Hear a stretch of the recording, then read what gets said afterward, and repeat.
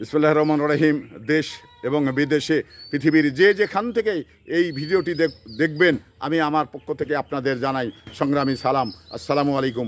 কারণ প্রবাসীরা এই অর্থনীতির চালিকা শক্তি, আর এই প্রবাসীদের আমরা বাংলাদেশি বা বাংলাদেশ কতটুকু মূল্যায়ন করি, কতটুকু গুরুত্ব দিই, তো তাদের মূল্যায়নের জরুরিভাবে দরকার রয়েছে। তাদের বিমানবন্দরে ভিআইপি মর্যাদা দিয়ে তাদের বাড়িতে পৌঁছে দেওয়া উচিত। এটা রাষ্ট্রের দায়িত্ব। রাষ্ট্র কিন্তু তার বাড়িতে পৌঁছে দেওয়া দরকার আমি মনে করি। তো সে জায়গা থেকে রাষ্ট্র প্রবাসীদের জন্য কি করেন?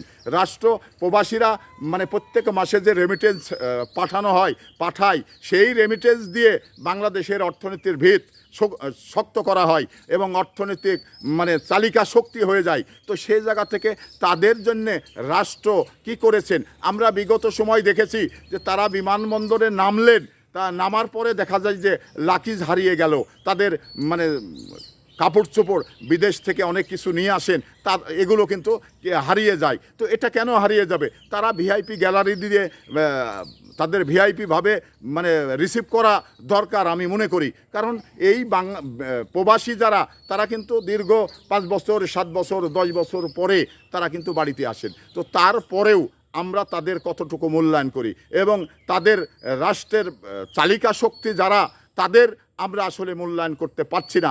কারণ তারাই এদেশের অর্থনীতিকে বদলিয়ে দিতে পারে, অর্থনীতির চাকা তারাই সচল করতে পারে, অথচ তাদের জন্য আমরা কিছু করতে পারি না।